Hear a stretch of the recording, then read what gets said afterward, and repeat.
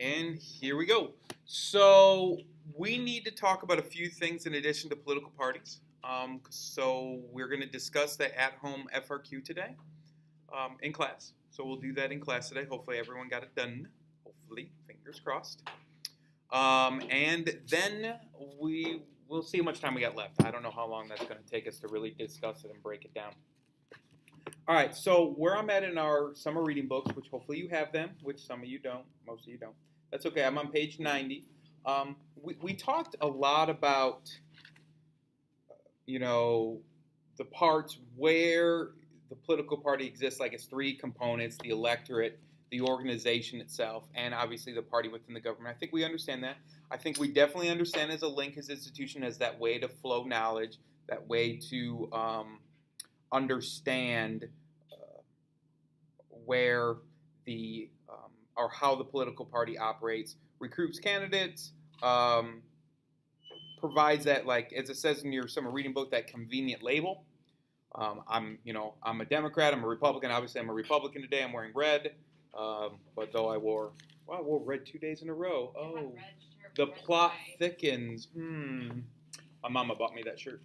So the next thing we really do need to understand is really, now we understand the single member district, we understand the two-party system, so that definitely does bring us to like party organization, and we kind of discussed this, a little bit, and we discovered that the party exists a great deal within the state parties. But what I want you to understand is, though it exists mostly in the state parties, there is a national Democratic Party, a national Republican Party, definitely. But they don't always work perfectly together. They don't always constantly get along. The really good example of this is assigning primary dates. Now, I believe I spoke to this in third, fourth, sixth period? Sixth period. So this is what I want to understand. I might have just mentioned. In the primary season, which we are pretty much in, they haven't started voting yet. They'll do that after the new year with the Iowa caucus. And I'll teach you what a caucus is. It's a fancy word for a meeting, basically, where people vote. And sometimes they vote by raising their hands. It's sometimes that informal of caucuses. Or they walk on the sides of rooms. Like, do you want this person? Walk over there. Do you want this person? Walk over there. That's what a caucus is. It's that simple. It's a fancy word for a meeting where you decide what or who you want. So we understand what a primary is, and it's so important. It is the elections, and it is elections, plural, that happen before the general election, and within the primary, they select what person or who will represent their party, whatever party it is, in the general election. Now, you could have a primary needed for,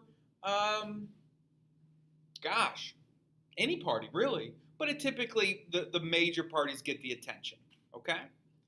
Now, there is a term that I want you to understand right now, and I am jumping around just a little bit, and it's known as incumbent. Incumbent. Okay?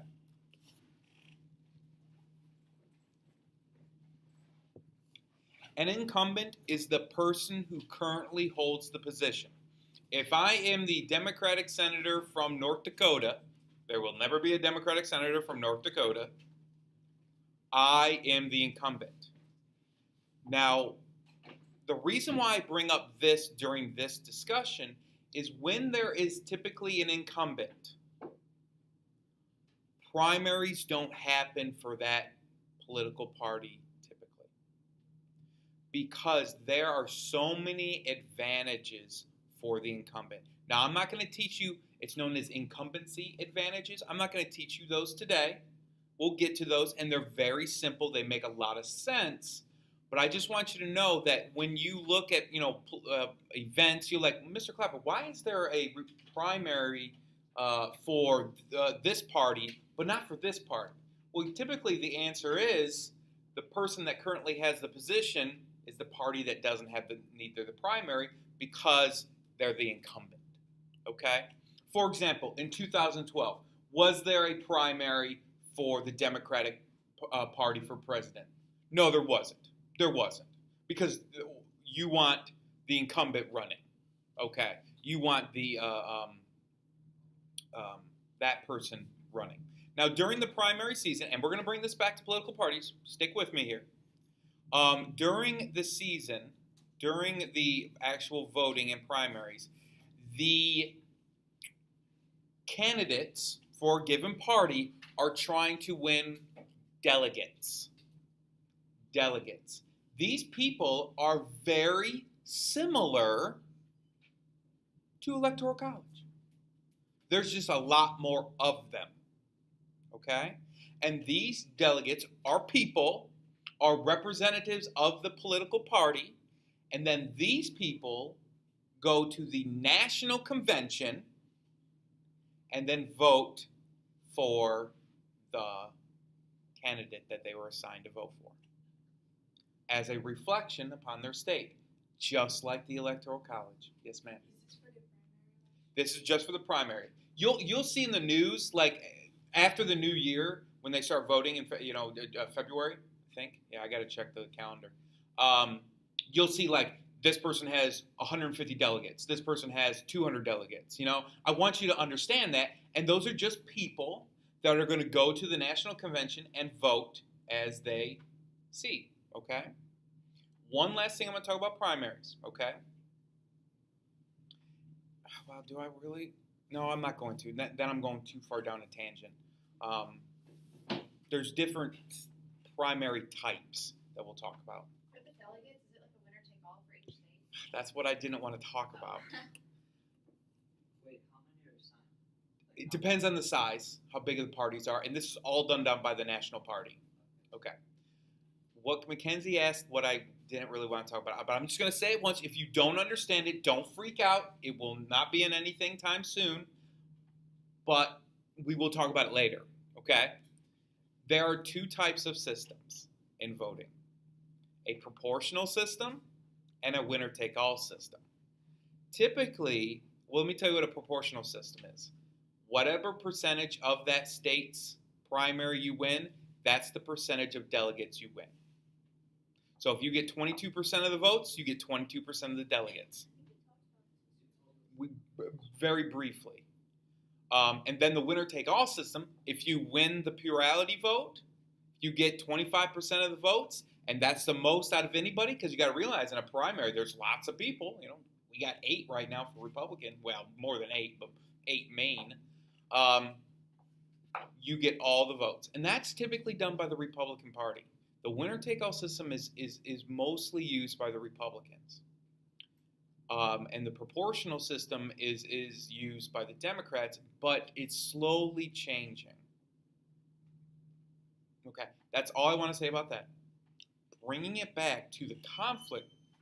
Wait, so the select Say it louder, because I'm recording. each party can choose which way they want? Yeah, this is not done by the government, but this is all ran by the national party.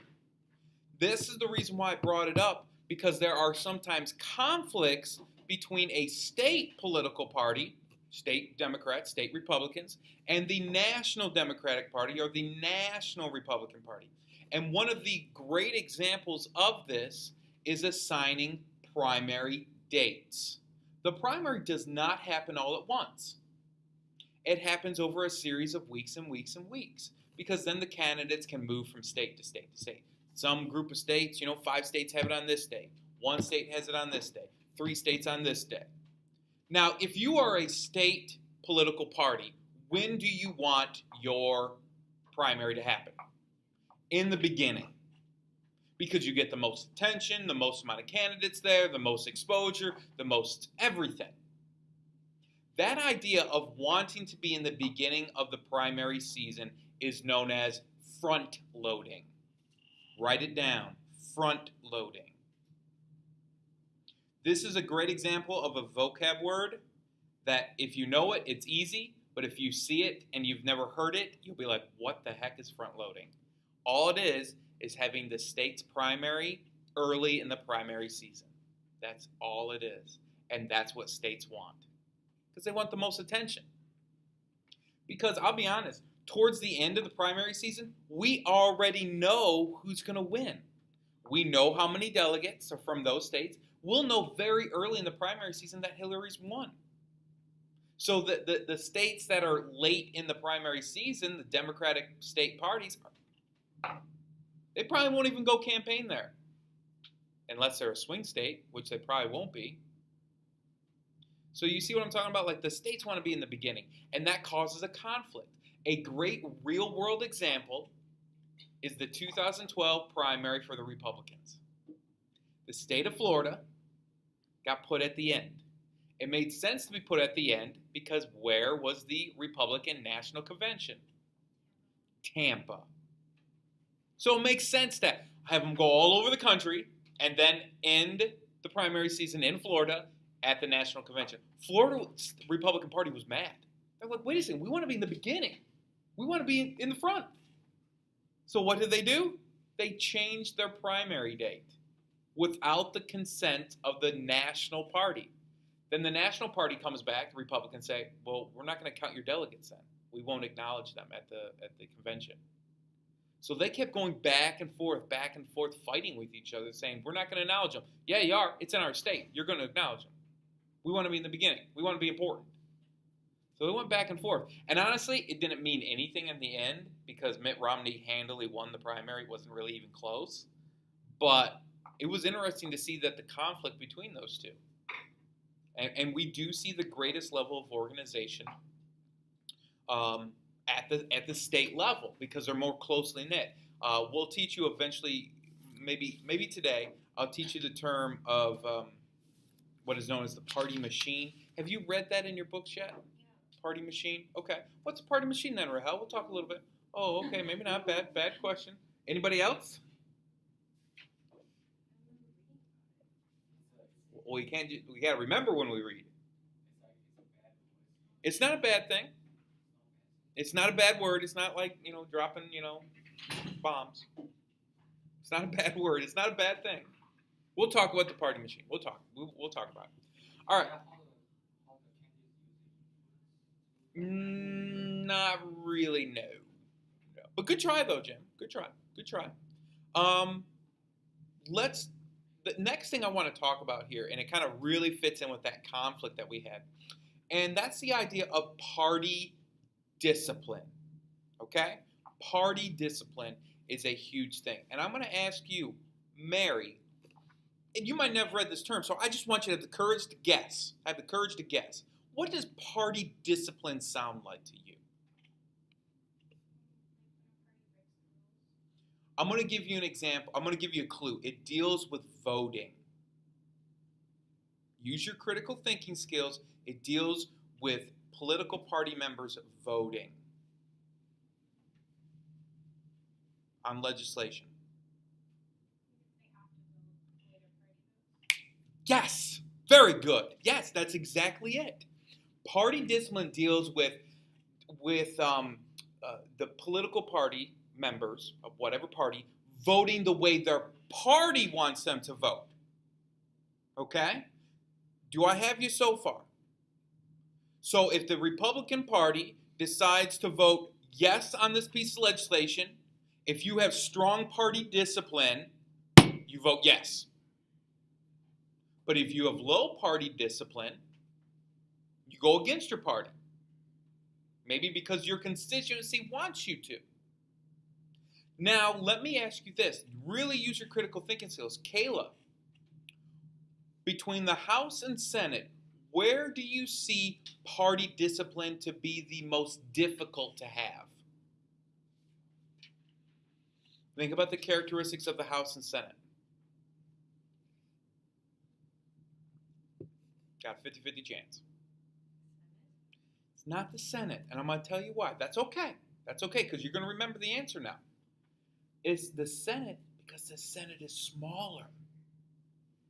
The Senate's easy to have party discipline. You've got 100 people. They're there for 6 years. You build relationships. It's a tight-knit group. I mean, if you have good numbers in the Senate, well, the Republicans got, 52 right now, I think? Yeah, 52? You can't get 52 people to vote the right way? It's easy. How much does the House have? 425. Holy crap. You think you're going to get, let's say you got 250. You're going to get 250 people to vote. And think of what's another thing that will impact party discipline. Think about other characteristics of the House. Yes. Very good, Rahel. Yes. They're closer to the people, so they are willing to go against their party to keep their... Exactly. To keep their jobs. They're like, wait a second, the party wants me to vote for this, but 80% of my constituency wants me to vote no. Sorry, party. I want to keep my job. I get 2-year terms. I gotta be reflective of my constituency. What democratic procedure is that? What model? Oh, bring a blast from the passes. It's not the trustee model. Starts with an R. Representative or responsive. Either or. But representative model. That's what you'll probably see in the test. But a responsive model. They respond to their people. Okay? You see how we're kind of tying some things here? Boy, it is going to be so important for the kids to listen to this thing. Let's hope to God it's still recording. Yes, it is. Good. Very, very good. So party discipline's tough to do. There are some individuals that's their responsibility, and they have a really kind of cool name. They're known as whips. They're known as whips. These are the younger, usually junior senators. There's a senator whip, but usually it's the House. They're usually junior senators. Their first times in there, a lot of energy, and they're the ones that goes out to each one of their party members within the House and make sure they're voting the right way. They're called whips. You'll hear that on the news, like House minority whip. That means the minority party, which is the Democrats right now, and they're a whip. They don't really whip people, but they whip them to vote the right way. They whip them to vote the right way. And that's a real term, folks. You will see that. And they love to throw those terms out there. You'll like, who's, a person that is responsible to keep high party discipline within a house? And they're going to put on like all these other words, and then they'll come out like the majority whip. That's the right answer. It's a whip. They whip people. They don't really whip, but they get people to vote the right way. Okay? Very good. Very good. What questions do you have for me? I don't want to go any farther because I don't want to get into the history stuff yet. Obviously, you guys can go back and listen to this if you're confused by anything. It's so important, and I'm going to try to get it posted today. But this stuff, these are great FRQ questions. I mean, they really are. And to understand, like, party discipline, with conjunction with divided government, which I haven't taught you yet, but it makes a lot of sense. Do we have a divided government right now? Yeah. What is a divided government? Different parties control different branches. Exactly. Different parties control different branches. And we'll talk more about that when we actually get to the branches. Believe it or not, we are learning a ton right now, even before we get to the Congress and everything else. So, do you have any questions for me? None. You're feeling confident? How did we do on the FRQ last night? Felt good? Did we hit the right clauses, you think? What clauses? And? Did you say due process? Well, there was asking for 2, weren't they? Yeah. And? Well, one asked for one asked for the other. Which one do you think equal protection goes to? Civil rights. Civil rights, because just think about it. Equal protection. In order to be equal, you need more than one. Exactly. Due process is you only have due process for a person, which is a liberty, individual. That's how I know it. So is that what we did? No. All right. Well, I'll look at it. Do you see? And that was the hardest FRQ last year. The average on that was below a 2 out of 7. I had a lot of this when I was grading last year, a thumb and a finger. Like, I didn't have a lot of these. There were like 3 that were just court cases. Because you know why? You know why they didn't get it? Because you had to explain incorporation. You had to tell me what corporation was. Exactly. Did you explain everything? Then you're great. And that's why when I went to the reading, and everyone's double checking their answers now, which is fine, but that's why when I went to the reading, it reinforced everything I taught the kids last year. Explain everything. Because a lot of kids identified court cases and told me things, but then they didn't tell me how it was incorporated. And all you had to do was explain what incorporation was.